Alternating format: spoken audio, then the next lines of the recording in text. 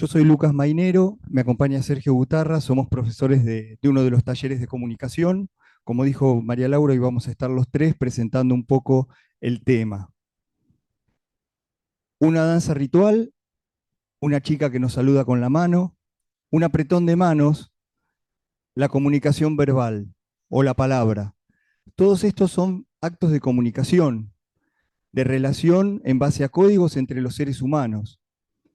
En particular en la arquitectura tenemos un código de comunicación especial que tiene que ver con las maquetas, los modelos físicos y fundamentalmente con el dibujo, que nos permite sacar a un soporte, a un papel o algo fuera de nosotros, esa idea que nosotros tenemos dentro de nuestra cabeza. Basar la representación o la comunicación de algo a través del dibujo es una de las primeras cosas que hizo el ser humano cuando, por ejemplo, dibujaba estos bisontes en estas cavernas en la prehistoria, y ese bisonte dibujado, de alguna manera, era la representación de algo que existía fuera de nosotros, fuera de la persona, fuera del ser humano. Posiblemente, y todavía no se sabe, si eso era un acto anticipatorio, un recuerdo o algo que iba a suceder. En los dibujos de escena de casa, por ejemplo, tampoco está muy claro si lo que se representaba era algo que sucedía siempre o era el diseño de una estrategia de cacería. Cuando hablamos de una estrategia, estamos hablando de algo que va a ocurrir y estamos hablando entonces, en cierta manera, de un proyecto, de una actividad. Dibujo para que me entiendan claramente cuál es la idea de lo que va a suceder. Es por eso que para nosotros es tan importante la representación en la instancia de proyecto o de ideación. El dibujo siempre acompañó a la palabra, aunque existieran los alfabetos y los pseudoalfabetos, estaban los dibujos que acompañaban esos textos para poder entender claramente a aquellas personas que no conocían el código lingüístico, que no conocían las palabras, la gramática, entender y seguir algún relato. Había técnicas, obviamente. El dibujo implicaba tener algún elemento que marcara sobre una superficie, una rama en el piso o un carbón sobre una hoja. Y un gran avance técnico fue el invento del lápiz. Piensen ustedes, meter ese carbón o ese grafito dentro de una vaina de madera me permitía no ensuciarme los dedos y al mismo tiempo poder eso transportarlo y tenerlo siempre a disposición cuando lo necesitara. Ese lápiz o ese elemento tan rudimentario y que en su momento fue de tanta tecnología, es el amigo que hoy nos acompaña en los talleres como el nuestro para producir los primeros dibujos. Los dibujos a lápiz tienen detrás de sí un tema que es una metodología de representación. ¿Qué quiero decir? Cuando uno te dibuja un espacio que tiene 3 dimensiones y lo tiene que pasar a un soporte, cuando digo soporte hablo de un papel que tiene 2 dimensiones, aparece el problema. ¿Cómo hago que una realidad que es tridimensional aparezca representada en 2 dimensiones y que me dé esa sensación de espacialidad? Bueno, hay metodologías que ustedes irán aprendiendo en otras materias de la misma área y en la materia propia, ¿no? En comunicación. El lápiz nos permite no solamente contar cómo es el espacio a nivel justamente de dimensiones, sino también algunas calidades que nos hablan de la materialidad de ese espacio. Por ejemplo, lo que es sólido, lo que es transparente, lo que es blando, lo que es rugoso, hasta intencionar determinada condición de luminosidad de esos ambientes. Pero bueno, hay una variable importante que es la del color, y es necesario entonces apelar a otros recursos gráficos como la acuarela, la pinturita, eh, el marcador, que nos permiten acercarnos aún más a las condiciones propias de cada uno de los materiales que componen el espacio que habitamos. Actualmente han irrumpido los medios digitales, que cuando yo estudiaba e hice el curso de ingreso no existían, pero que nos permiten tener otra sensación perceptual del espacio representado. Aparecen los render, que tienen una fuerte impronta de realismo, y en la actualidad situaciones como la realidad virtual, que a través de dispositivos como por ejemplo cascos o estos aparatos, estas especies de joystick, nos permiten recorrer ese espacio interactivo y sentir que uno realmente está en el espacio real. Aunque, ojo, está muy basado en lo visual, nos faltan todavía estímulos como el olfativo, el auditivo, que componen también o hacen a lo que compone la percepción del espacio. Cuando uno imagina algo, un espacio habitable, un lugar, las imágenes aparecen en el cerebro de manera confusa a veces. Hay intencionalidad, pero uno necesita bajar inmediatamente eso a un papel para que se produzca el primer hecho comunicacional en el proceso, que es la comunicación con uno mismo. Yo tengo que poder ver en el papel y en la representación que eso que estoy pensando es posible. Y después hay un segundo hecho, que es el de compartir esa información con otros. Incluso en el ámbito de la profesión, ustedes saben que nosotros, como arquitectos o arquitectas, no producimos la obra con nuestras propias manos. Hay gente que se dedica a la construcción y que necesita dibujos, planos, para poder concretar una obra de arquitectura en la realidad. Entonces, ¿qué hacemos en esta materia? Comunicamos cosas que van del pensamiento a la realidad. Utilizamos modelos físicos o maquetas, dibujos y, por qué no, también el texto que aclara cuál fue la intención de nuestra composición en este caso. Estos son trabajos que realizan los estudiantes en primer año. Pero también existe la comunicación que va de la realidad al pensamiento. Salimos a dibujar aquello que está construido para conocerlo, para aprender, para internalizarlo, para analizarlo. Entonces hay dos vías en la comunicación, lo que imagino y lo que veo. Se trata de aprender a comunicar la realidad a partir de un lenguaje gráfico. El lenguaje gráfico es preeminentemente el lenguaje que usamos en el proceso proyectual. Y eso es lo que vamos a transitar desde las primeras clases en estos talleres. Y una última reflexión que da pie a lo que van a seguir diciendo mis compañeros. El encuentro entre la arquitectura y las personas es un fenómeno comunicacional. ¿Por qué? Porque los espacios que visitamos, que usamos habitualmente, tienen una carga para nosotros que despierta emociones, sensaciones, a veces una carga simbólica. No son para nosotros espacios anónimos. Cuando un espacio está producido por la arquitectura, es decir, es un espacio intencionado, seguramente es un espacio que está apelando comunicacionalmente a despertar en nosotros alguna sensación. Para hablar de percepción y sensaciones, lo dejo ahora a mi compañero Sergio Butarra.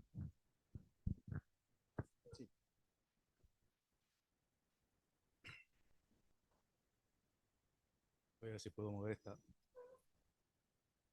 Esta no se puede mover, ¿no?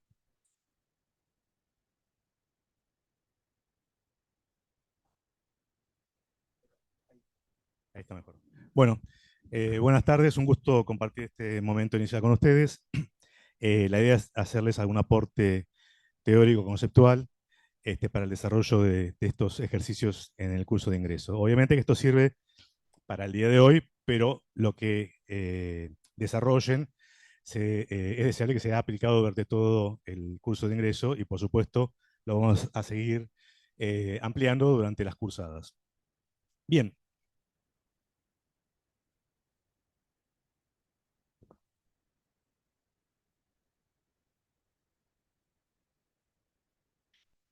La arquitectura es un medio para habitar en el mundo que es construido por nosotros, los humanos.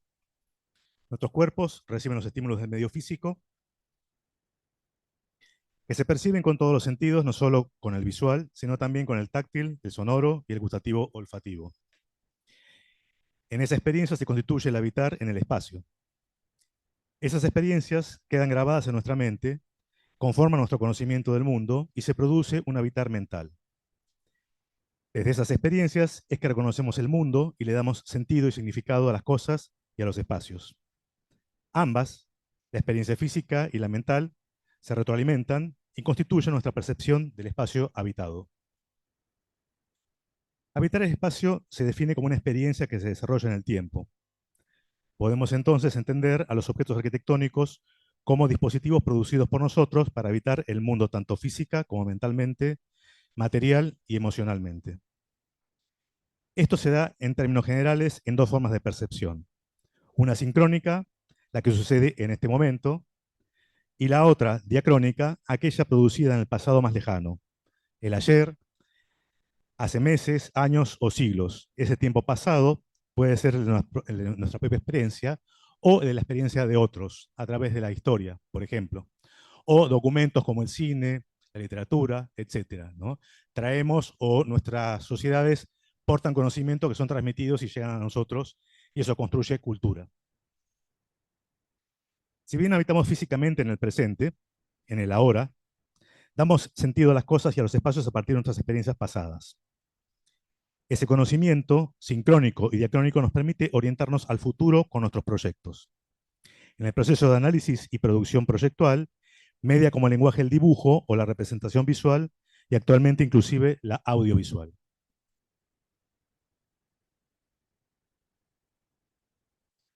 Una forma tradicional de representar el espacio habitado, considerando las dimensiones espaciotemporales, es de una visión serial. Es decir, la construcción de una serie de imágenes que encadenadas comuniquen nuestra experiencia del lugar. En esta secuencia de imágenes del arquitecto Gordon Cullen, identificamos una serie de bocetos que expresan un recorrido a través de una ciudad amurallada. Cada imagen se encadena con la anterior a partir de un elemento que establece la secuencia. Este tipo de representaciones intenta emular las cualidades materiales y dimensionales del espacio real. En cambio, en una representación simultánea, no necesariamente se representan las cualidades materiales y dimensionales, sino que intenta captar las percepciones sensibles que han quedado en el recuerdo. Estas representaciones son útiles para captar las huellas sensibles del espacio, integrando lo visual, lo táctil, lo sonoro, lo olfativo gustativo y el tiempo. Esta imagen corresponde a una representación del artista plástico Picasso, que comunica un recorrido urbano por la ciudad de Alicante, en España, que con las deformaciones, los colores y las texturas expresa diferentes sensaciones que tuvo en el recorrido de ese espacio.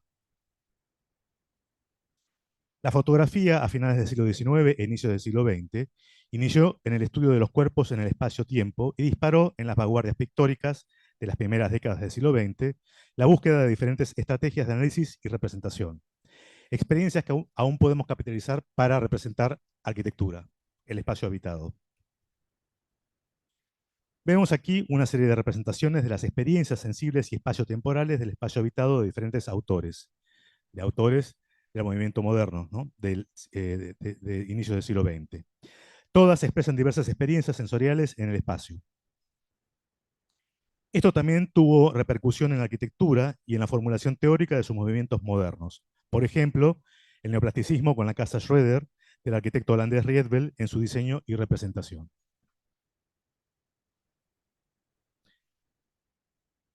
Este es el trabajo de un estudiante de nuestro taller. Podemos observar en esta lámina la representación de los dos modos de percepción espacial que propuse inicialmente. Una serial con los dibujos a mano alzada en lápiz de grafito e intervención digital al medio, y otra simultánea al pie mediante montaje fotográfico digital. Es interesante, no tenemos el apuntador, ¿no? No. Bueno, es interesante ver cómo hay un conjunto de imágenes gráficas, no es un solo dibujo. Es importante que se produzcan distintos tipos de dibujo, inclusive el texto sirve para situar, para comprender con mayor complejidad los distintos aspectos que hacen a las condiciones y cualidades del espacio habitado. En la del medio uno puede identificar cualidades materiales, proporciones, relaciones, escalas, inclusive hay una precisión de las materialidades. Y fíjense que abajo, que son collages fotográficos, se mezcla lo que yo planteaba como sincrónico y diacrónico. Hay partes de las imágenes que son históricas, son del pasado, hay partes de las imágenes que son del presente, y esto establece un puente, un vínculo espacio-temporal en la información que se está brindando. Al lado aparecen los distintos tipos de ocupación, que también pueden haber sido parte de la identidad del lugar en un pasado, y parte de la identidad cultural en el presente. Por ejemplo, esto es el caso de Meridiano Quinto, donde tiene una historia ferroviaria y tiene un presente cultural.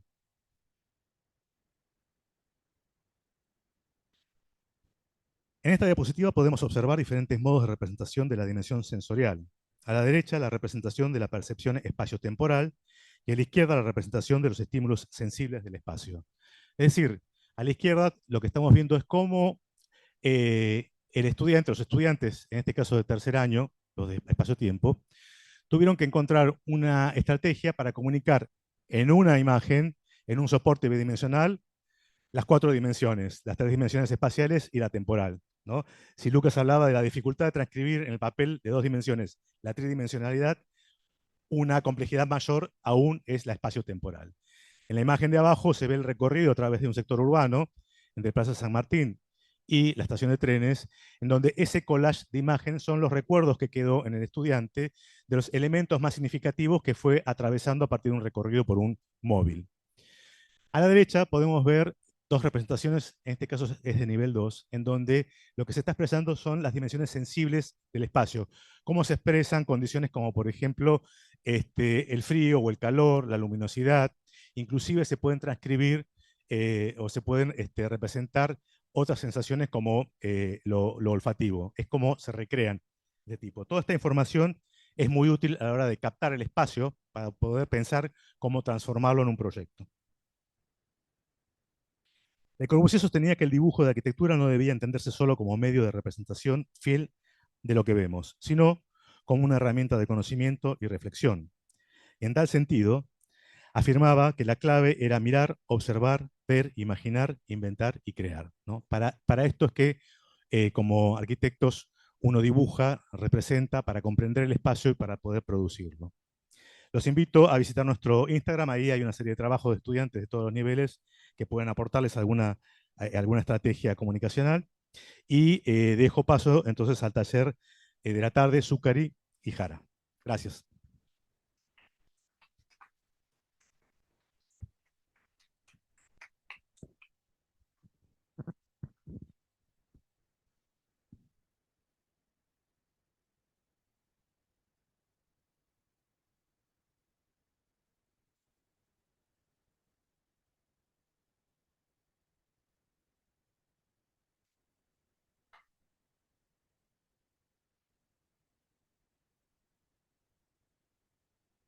Bueno, buenas tardes. Bueno, mi nombre es Tania Zuccari, junto con la arquitecta Analía Jara y Renata Pinedo Valdivieso, somos las docentes responsables de la Cátedra de Comunicación de la Tarde, como bien nos presentaba recién Sergio. Bueno, hoy vamos a tratar de integrar estas palabras, espacio y percepción. Vamos a hacerlo a través de los lenguajes visuales para poder comunicar la arquitectura. En realidad hay varias formas de comunicar la arquitectura, pero vamos a optar por contarles cómo podemos comunicar desde la realidad al pensamiento o del pensamiento a la realidad. Cuando optamos por contar de la realidad al pensamiento, lo vamos a abordar a través del croquis. El croquis de arquitectura, que es ese dibujo rápido que interpreta de manera sensible el espacio que estoy observando. En realidad ustedes se van a encontrar con tener que ir a dibujar una realidad y poder transcribirla al papel. Entonces, en ese acto de observación, de análisis, de entender la forma del espacio arquitectónico, el croquis se convierte en un modo de conocimiento, un medio de conocimiento. Y la otra forma es del pensamiento a la realidad. En realidad vamos a abordarlo a partir del boceto de arquitectura, que es esa representación de ideas aún no materializada. En realidad el boceto es una herramienta esencial a la hora de esos primeros bocetos de idea que ustedes tienen en la cabeza y lo tienen que expresar en un papel.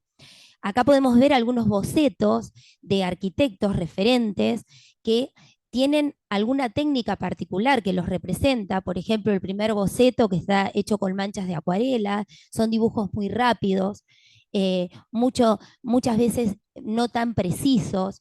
En el segundo se puede ver cómo trabaja con la mancha de acuarela y la tinta, y en el tercero a partir de la tinta y los lápices de colores. Otra forma de contar es a partir de la maqueta de arquitectura, ¿sí? Que es ese medio de ideación que recupera ese valor táctil y tangible a la hora de operar con el espacio. Bueno, ¿y cómo podemos representar ¿no? Esa percepción del espacio-tiempo. Vamos a transitar algunas técnicas, herramientas, y vamos a ver los diferentes tipos de croquis, las diferentes estrategias a la hora de hacer un croquis, la fotografía de arquitectura y el audiovisual de arquitectura que nos van a ayudar a contar.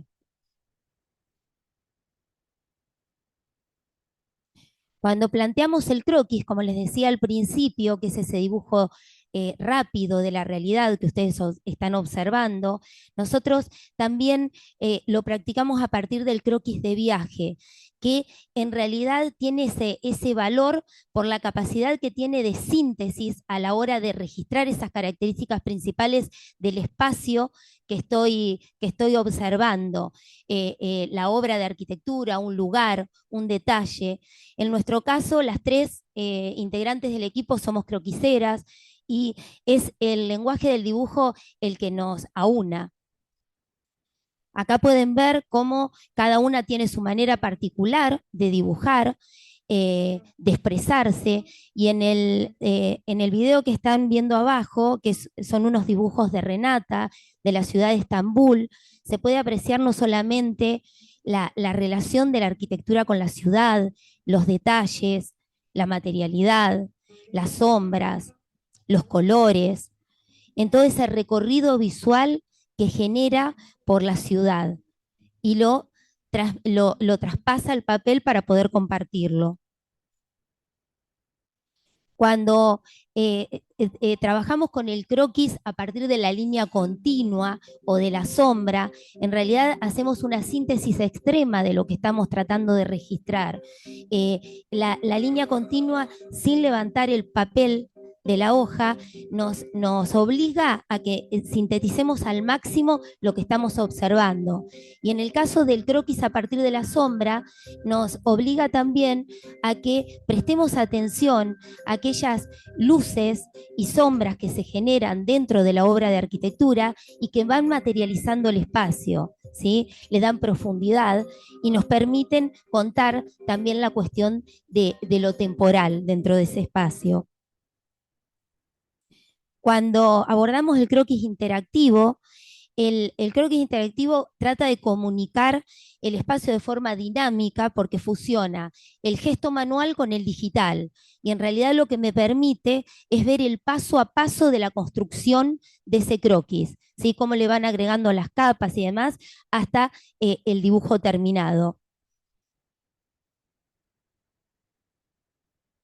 Cuando incorporamos el tema del cómic o la historieta, en realidad es un recurso que viene junto con el tema de contar la arquitectura a través de una serie o una secuencia de viñetas que me permiten contar la historia de una forma más creativa, ¿no? El cómic y la historieta, los recursos con los que cuenta es, por un lado, el tema de las viñetas o los cuadros, y por otro lado, los globos de diálogo, las apoyaturas, ¿sí? Escritas y las onomatopeyas. Cuando abordamos la fotografía de arquitectura, en realidad, nosotros le damos mucha importancia porque aparte de ser una disciplina que combina el arte y la técnica para capturar y comunicar el espacio arquitectónico, no solamente permite traducir esa espacialidad en términos visuales, sino que nos permite contar cómo la arquitectura, ¿sí?, se relaciona con el entorno, con el material, cómo es la relación espacial dentro de ese recorrido a través de la obra, cómo penetra la luz en los espacios y también, ¿por qué no?, el paso del tiempo. Y en realidad la fotografía es la base para el medio audiovisual, porque el audiovisual, la unidad mínima material del audiovisual es el fotograma. Por eso le damos tanta importancia a la fotografía de arquitectura, porque a los arquitectos lo que más nos motiva del cine en realidad es su capacidad de representar los espacios del movimiento. Cuando empezamos a combinar la imagen, el tiempo y el movimiento, nos genera esos relatos inmersivos dentro de la obra de arquitectura que me la hacen percibir de otra manera, ¿sí? Es como si yo estuviera dentro del espacio. Y si nos detenemos en la serie de fotogramas que tenemos arriba, que son fotogramas de un proyecto audiovisual, de una obra de arquitectura, lo vamos a ligar, ¿sí?, con el storyboard, que en realidad es la primer parte, ¿sí?, de un proyecto audiovisual. Está en la parte de la dirección del proyecto audiovisual, en la etapa de preproducción. En realidad es lo primero que se hace antes de filmar una película, porque ¿cuál es el objetivo del storyboard? El storyboard son esa serie de dibujos secuenciales, el guión gráfico, que se genera a partir de un guión narrativo, ¿sí? Y el objetivo es planificar cómo se va a contar una historia de manera audiovisual, ¿sí? En un proyecto audiovisual o para el cine. Entonces, ustedes lo que pueden ver son esta serie de cuadros, ¿sí?, que aparecen, que son los planos, la secuencia de la película, ¿sí? Cómo va a ser cada uno de los cuadros, cómo van a ser cada uno de los encuadres, ¿sí? Para darle esa continuidad al proyecto audiovisual. Cuando hablamos del storyboard, ¿sí?, los conceptos principales que maneja son, por un lado, el formato, por otro lado, la cámara, ¿sí?, y el encuadre. Cuando hablamos del formato, en realidad acá estamos haciendo una síntesis extrema, hay muchos más formatos que estos, pero en realidad es cómo sale ese proyecto audiovisual, cómo se exporta, para qué formato. Puede ser para un formato de TV, ¿sí?, de cine, monitores, para una pantalla ancha o un formato panorámico. Cuando hablamos del encuadre, en realidad también acá nos detenemos en solamente estos 3 tipos de encuadre, pero hay muchísimos más. Por ejemplo, el gran plano general lo que nos permite es que es mucho más descriptivo, ¿sí?, y el entorno es el protagonista. Es como si yo fuera a la ciudad y encontrara una obra de arquitectura con todo el entorno de la ciudad, ¿sí? Puedo hacer un gran plano general mostrando la relación de la obra de arquitectura con la ciudad. Cuando hablo del plano general, tiene una intención más descriptiva, es un acercamiento, ¿sí?, más al objeto. Y el plano de detalle, en realidad, es un plano de mucho más acercamiento, ¿sí?, para contar alguna cosa específica que quieran mostrar en el proyecto audiovisual. Después, el tema de la cámara, cómo posiciono la cámara, las angulaciones. En realidad esto tiene también un correlato en cómo me posiciono yo a mirar, ¿sí?, lo que puedo transcribir, ¿sí? Entonces, hicimos una síntesis también. Hay una altura neutra, que es la altura de nuestros ojos, ¿sí? Cuando pongo la cámara picada, ¿sí?, que es la cámara desde arriba, que en realidad genera esa cuestión de vulnerabilidad al personaje o al objeto, y la cámara contrapicada, que es la cámara posicionada por debajo del objeto o el sujeto, que le ayuda a dar esa grandiosidad al personaje. Este tipo de angulación, en realidad muchas veces lo usamos los arquitectos para contar, por ejemplo, cuando recorremos una ciudad y encontramos algún rascacielos que nos interesa, muchas veces ponemos la cámara de manera contrapicada para contar esa grandiosidad, ¿no?, de esa obra de arquitectura.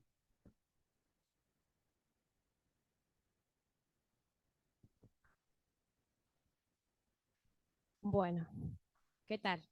Mi nombre es Analia Jara y lo que les trajimos son algunos ejemplos de prácticas sobre esto que estuvimos hablando. Junto con la arquitecta Zuccari somos titulares de una materia lectiva en los ciclos superiores que se llama Bitácora del Arquitecto. Y ahí tenemos como concepto a desarrollar durante esa cursada el storyboard. Estos son algunos ejemplos de esas actividades. Partimos de un guión narrativo y lo llevamos al guión gráfico. Esta actividad consta de tomar un fragmento, en este caso es de Eduardo Galeano, y a partir de ello los estudiantes tienen que armar el storyboard. Como si fuesen, o sea, en realidad lo que están haciendo es planificando como si ese fragmento lo van a convertir en un audiovisual, ¿Se entiende? Entonces, todo esto que venía contando Tania recién en cuanto a lo conceptual, que tiene que ver por ahí con la cuestión más del cine y todo esto que nos acercó recién, ustedes lo pueden visualizar aplicado en esta serie de viñetas. Fíjense cómo este grupo de estudiantes armó este storyboard en 6 viñetas. Cada una de ellas podemos entender algunos de los conceptos que ella nos hablaba recién. El tema del formato, el tema del encuadre, el tema del posicionamiento de la cámara, y fíjense de qué forma, con una técnica expresiva, como en este caso el tema de la tinta, de la línea negra, con plenos, con grafismos y demás, intentan justamente contar de qué forma se va a hacer el rodaje, ¿sí? Que es la etapa posterior. Entonces, el acento de color tiene que ver con esas cuestiones que quieren marcar en cada una de estas viñetas, que les va a servir como disparadora para poder llevar a cabo ese proyecto audiovisual. Entonces, ¿qué es lo que vemos acá? Justamente el storyboard como esta secuencia espacial que me permite representar gráficamente el concepto del espacio-tiempo. En este caso, es otro trabajo de otros estudiantes sobre el mismo guión narrativo. Utilizan, fíjense, otra técnica expresiva, lo desarrollan en 8 viñetas, y también esto es para entender de qué forma una misma pieza, en este caso es el fragmento, es el mismo, cómo la interpretación de cada uno hace que el producto, el proyecto final, se vea de maneras diferentes. Bien, ustedes dirán, ¿para qué me sirve todo esto que me vienen a contar con lo que tengo que hacer como actividad del día? Bien, vamos a tratar de llevarlo. Ustedes en realidad tienen que hacer un recorrido visual. Este también es otro ejercicio que hacemos dentro de la materia electiva. Este ejercicio lo llamamos memoria urbana. El estudiante tiene que hacer un recorrido desde su casa hasta la facultad. Acá es donde empezamos a entender de qué forma estos recursos que utilizamos en el storyboard nos sirven para poder realizar ese recorrido gráfico, para poder contar la secuencia espacial, ¿sí? Y esa cuestión de la percepción, el espacio y el tiempo. Entonces, fíjense, les voy a detallar alguna de esas viñetas, como por ejemplo esta. En este caso vemos un plano de detalle, ¿no? Si vemos lo que nos estaba contando anteriormente Tania, ¿qué nos da? Nos da cuenta de la ubicación. Fíjense, es un cartel, ¿sí?, de señalética, de señalización de la calle, donde me dice que está ubicado en determinado lugar, ¿sí? El cuadro siguiente nos acusa que, en realidad un primer plano, nos dice que la persona que está generando esa secuencia espacial viene en auto a la facultad, ¿lo ven? O sea, tenemos un primer plano donde vemos el tema del volante, ¿sí?, el parabrisas, y por detrás la escena urbana. Cuando pasamos al siguiente cuadro, ya esa escena urbana se hizo un acercamiento, pero seguimos teniendo algunos elementos, como por ejemplo, fíjense, ahí en la esquina, una silueta que acusa de lo que es el espejo retrovisor. Quiere decir que la secuencia esa sigue recorriendo en el auto, pero hace un acercamiento. ¿Se entiende? Todas estas cosas del storyboard, cómo se van tomando para aportar todo esto que tiene que ver con la representación gráfica del espacio y el tiempo. Bien, este es un trabajo que realicé para ustedes, ¿sí? Usando algunas de las técnicas que contaba también Tania, que abordamos dentro del taller, como lo es el boceto interactivo, ¿ven? Esa cosa dinámica que nos permite justamente entender la parte gráfica de lo que estoy representando, la línea continua para hacer un dibujo sintético, el uso de la luz, de la sombra en realidad, para marcar las profundidades. Podemos ver que este es un recorrido desde el patio principal, entendemos que es el espiral, con el árbol, el shingo. Por detrás vemos la galería, ¿sí?, esta galería del aula 1, la sombra que me permite darle profundidad, y en este caso la representación de lo que sería la carpintería de acceso, porque el plano siguiente, justamente el cuadro siguiente, tiene que ver con el acercamiento ¿Se entiende? De ese dato referencial que me permite generar la secuencia. Lo mismo, fíjense, la representación, la luz, la sombra que en realidad me acusa en qué momento del día estaba haciendo ese dibujo, ¿sí? Entonces, pasamos a lo que sería el interior del aula 1, donde empezamos a entender la representación y la escala humana dentro del espacio, porque es el gran referente, es el que le da sentido a nuestra disciplina, ¿sí? Fíjense de qué forma, lo mismo, ¿no? El trabajo de la luz, de la sombra, las profundidades. El elemento referencial de que hacíamos, que dábamos cuenta recién, ¿no? El tema de la carpintería. Bien. Y seguimos. Acá lo que podemos ver justamente es este recorrido gráfico, en este caso, en 3 cuadros.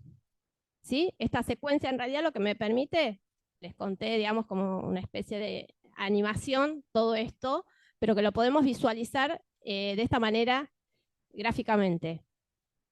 Lo que usamos es un recurso digital, pero entendemos que esta técnica expresiva bien podría trasladarse al dibujo analógico, es decir, al soporte físico, un papel.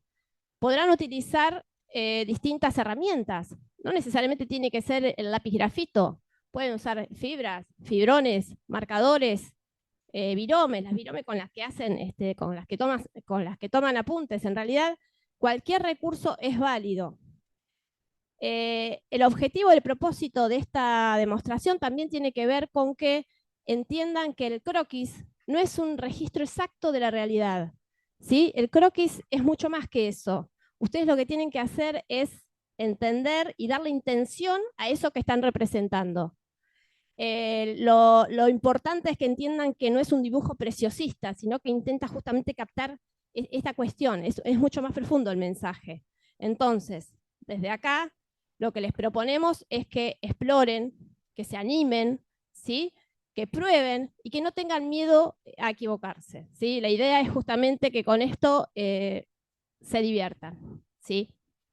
Bueno, gracias. A ver, Tani. Bueno, y por último, le queríamos pasar un mensaje, en realidad, que es el espíritu de la materia, de las 3, las que coordinamos la materia, que el camino que recorreremos en COMU permitirá comunicar sus proyectos e ideas para que inspiren y transmitan emociones. Buscamos que cada mensaje se sienta, se entienda y se recuerde. Muchas gracias.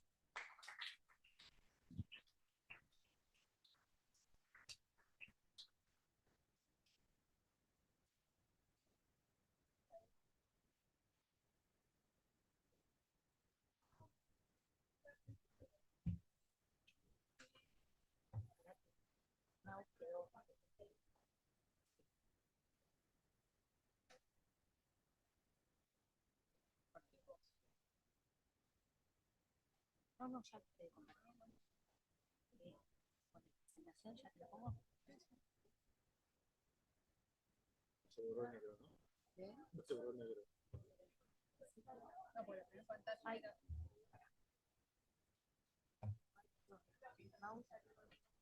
Volvió a la misma. Acá es el principio.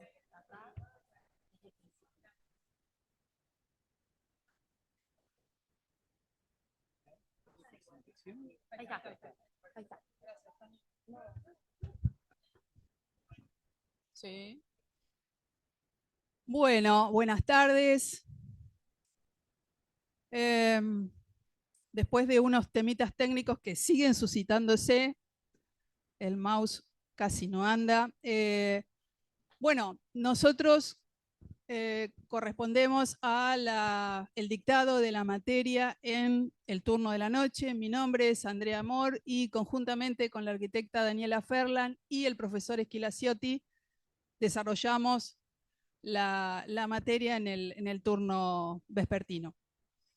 Bien, hoy es un día particular para la universidad, justamente por la situación en la cual estamos, situación que viene prolongándose ya en el tiempo. Así que le voy a pasar unos minutitos la palabra a Dani para que podamos reflexionar juntos. ¿Qué tal? Buenas tardes. Bueno, bienvenidos a todos. Algunos ya me conocen porque estoy coordinando en el curso introductorio hasta a la noche en el aula 6, así que bueno, le doy las bienvenidas al resto.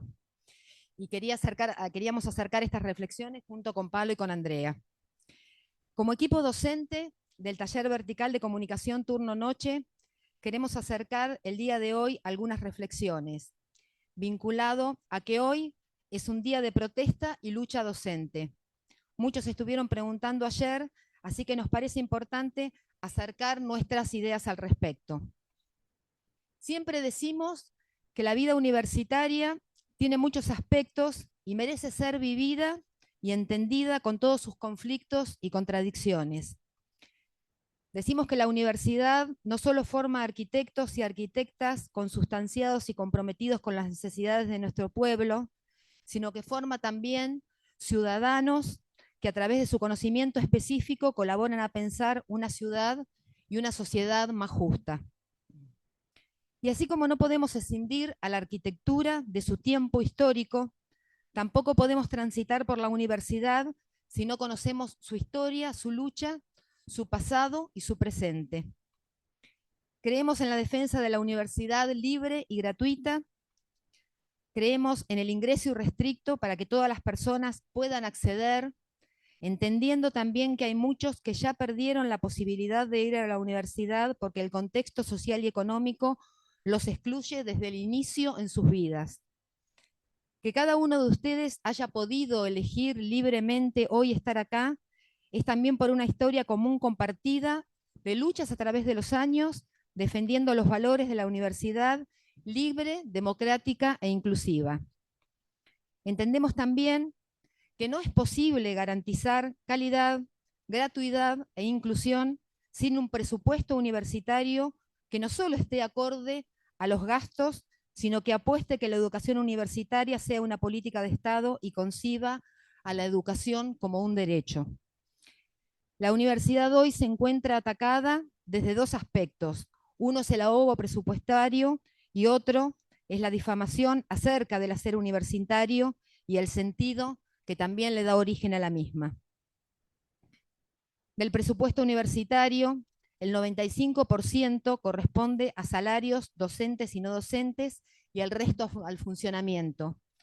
Podríamos decir que frente a salarios docentes por debajo de la línea de pobreza, los docentes sostenemos y financiamos a través del salario no reconocido a nuestra universidad.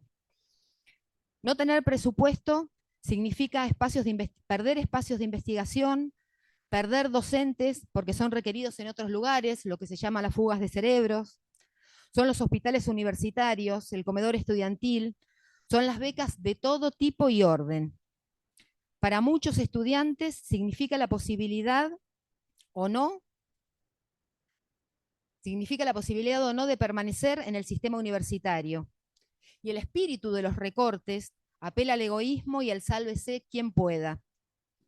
Creemos que la lucha es colectiva, que es en comunidad. Nos interesa que toda la comunidad universitaria, docentes, no docentes y estudiantes, luchemos por la aplicación de la Ley de Financiamiento Universitario. El año pasado, por segunda vez, al igual que sucedió con la Ley de Discapacidad y la Ley de Emergencia Pediátrica, las universidades logramos tener una ley que garantiza el presupuesto universitario para el funcionamiento, como también para los salarios docentes, apoyado por 3 marchas federales universitarias realizadas en todo el país, que seguramente muchos de ustedes se han enterado. Tenemos que exigir la aplicación de la ley, porque es ley, porque es un poder del Estado, porque un poder del Estado la sancionó y la votó por amplia mayoría 5 veces, y porque no solo es injusto que no se aplique, sino que también es ilegal y atenta contra la institución democrática en nuestro país. En este contexto es en el que nos atraviesa a los universitarios hoy. Estamos comprometidos con la defensa de la universidad, los recibimos en el espacio del taller y los convocamos a que puedan analizar y pensar este contexto que nos toca vivir, que puedan construir su mirada crítica y que podamos juntos encontrar los caminos para defender este espacio que tanto nos ha costado. Muchas gracias.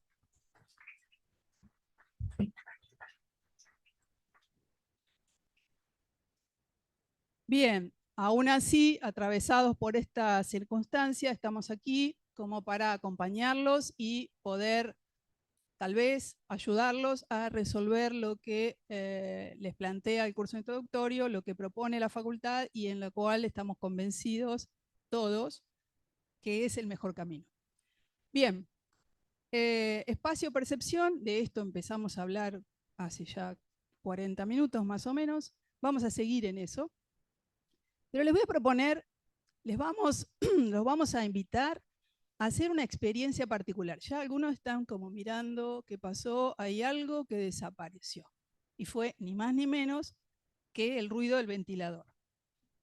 Nos tratamos de silenciar los celu un minuto, menos de un minuto, y cerramos los ojos.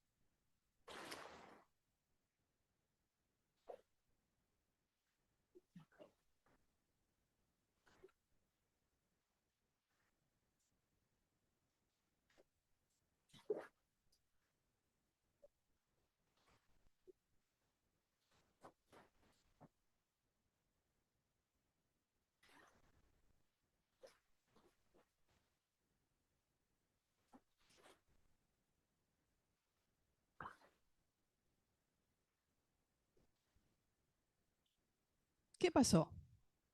¿A dónde nos fuimos? ¿Qué nos recuerda? ¿Cómo? Bien, preciso, un sitio. Nos fuimos al mar, nos fuimos a la playa, nos fuimos al agua, solamente con un estímulo que tiene que ver el estímulo auditivo, razón por la cual apagamos el ventilador para poder compartirlo. Es decir, hablar de espacio y percepción significa hacer conciencia, tener conciencia de cómo percibimos para justamente actuar y proyectar los espacios.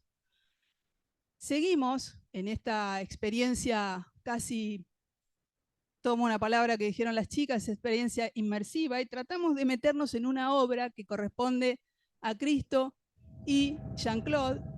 Es una obra de arte, pero también de ingeniería, también de arquitectura, que se ubica en el lago Iseo, Italia, que corresponde al año 2016. El lago está ubicado en el norte de Italia, cerca de Milán, cerca de Venecia.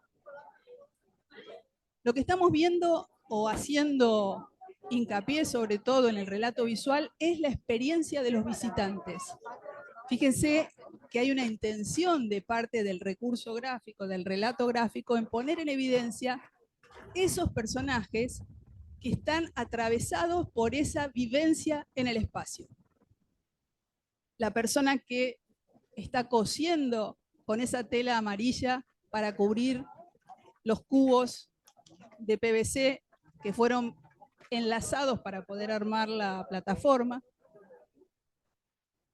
El sonido de la gente, el sonido de los pájaros, el sonido del agua, la brisa, el viento, todos estímulos que en realidad nos van a determinar la manera de experienciar la obra en sí.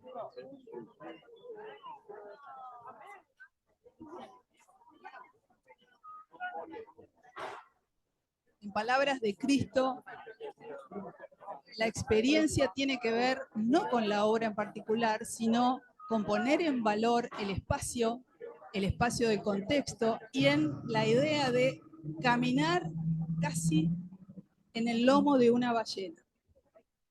Plataforma que se mueve, que oscila, que en realidad acompaña el pelo del agua. Si vamos al montaje, porque de hecho ustedes quieren ser arquitectos y aquí estudiamos arquitectura, el montaje de la obra tiene una precisión particular que los autores la desarrollan. Vamos a ver una animación de ese momento, en el cual trata de contar el contexto, el paisaje. La obra define el paisaje, pero no particularmente porque intente cargarlo al paisaje, sino porque una vez que desaparezca, ese paisaje será otro, sobre todo para los que habitaron y experienciaron esa obra.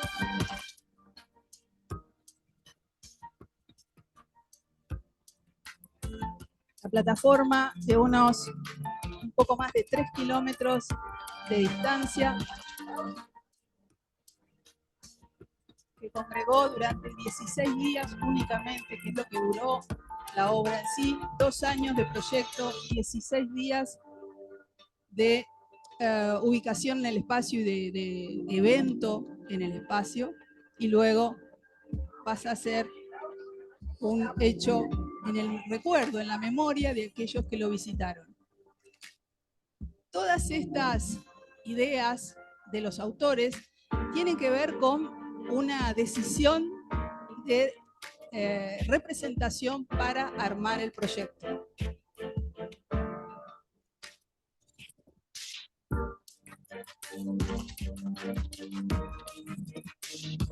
Fíjense que el relato tiene que ver con meternos más y más, estimularnos más y más en ese paisaje. Cristo y Jean-Claude en su estudio en Nueva York, fíjense los cuadros, las obras, que en realidad son prácticamente representaciones arquitectónicas de otras obras, pero que tienen la escala que tienen, ¿no? Ellos y las obras en ese mismo tamaño, prácticamente. El proyecto de la obra que nos convoca, con croquis del autor, algunos croquis y otros bocetos que tienen que ver con anticiparse a eso que va a suceder, con trazos reguladores. Fíjense que la imagen está atravesada como si fuese por una sucesión de rectángulos que arman como una base, una grilla, lo que el autor define como trazos reguladores que lo ayudan a ir resolviendo la decisión de esa representación. Punto de vista elevado para la que está a la izquierda y un visto totalmente de arriba para la imagen, para la representación que está a la derecha, lo que llamamos una planta, visto de arriba en la totalidad del proyecto. Otras que tienen que ver con esa documentación gráfica que se va armando, con esos bocetos que se van armando para luego ejecutarse, donde aparecen ángulos, aparecen datos, aparecen medidas. Todos los dibujos son datos que forman parte de la representación. Otras del mismo tipo, con un punto de vista algo más elevado. En todas aparece la presencia de escala humana que da la escala real de la obra. Cuando armamos nuestros dibujos, es vital que pongamos escala humana, es vital que aparezca la escala humana, porque es la que nos da realmente la altura, la espacialidad que tienen esos espacios. En el registro que mostraba recién Analía, aparecían unas cuantas siluetas humanas en primer plano, en segundo plano y en plano final. Es decir, la idea de profundidad está dada por la representación, sea un boceto o sea un croquis. Algunas más con punto de vista más elevado y la decisión de seguir buscando cómo será en el proyecto. Cristo trabajaba con fotomontajes, es decir, hay una imagen que es fotográfica y sobre esa imagen aparece la superposición de sus dibujos, de su idea.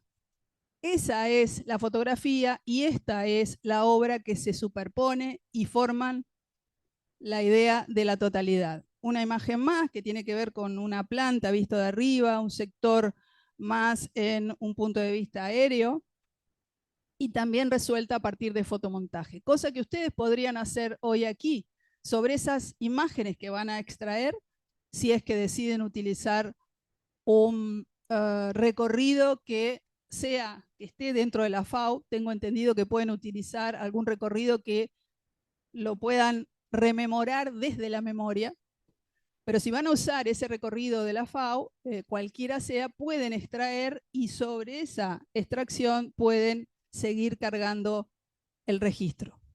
Unas más que tienen que ver más con la construcción, entonces aparecen las bases, aparecen la idea de plataforma suspendida, los tensores, datos que tienen que ver con la ejecución.